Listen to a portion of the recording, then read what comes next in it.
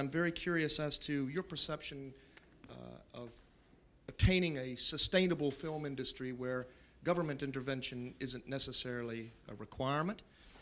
I do think that local, in the UK, in France, local films definitely need government support. Because if that disappears, I think we'll only have a diet of big American movies in the long run because of global economics.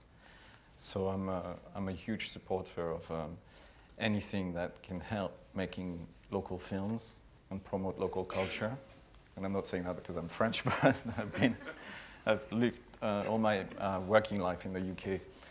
So I think to imagine a world where this doesn't exist is not a good idea.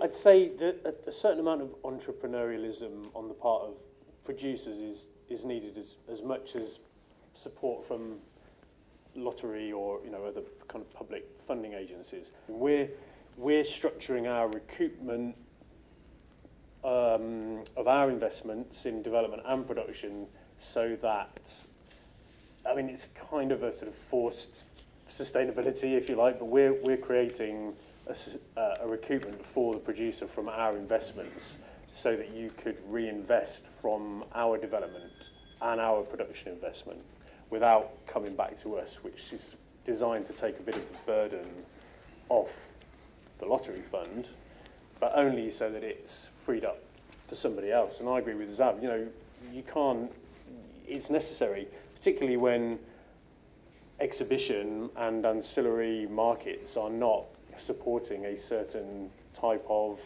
cultural cinema in the UK.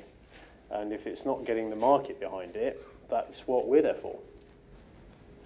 So e-distribution and all the enablement that the web provides, you don't see that as the panacea to solve any of the not yet. exhibition? It means nothing at the moment. It's good news and it will take over, but at the moment, no.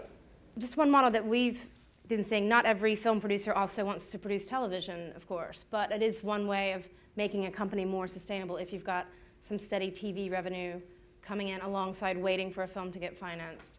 And people like Ruby Films or the guys at Shine, Kudos, have really made that model work. You could probably say a certain amount of commercial cinema should probably be sustainable, and it would be great if producers were developing franchise and kind of brandable films in the UK, and that should probably be sustainable. But cultural cinema will never be self-sustainable, and that's kind of on the point. It shouldn't really even be a debate.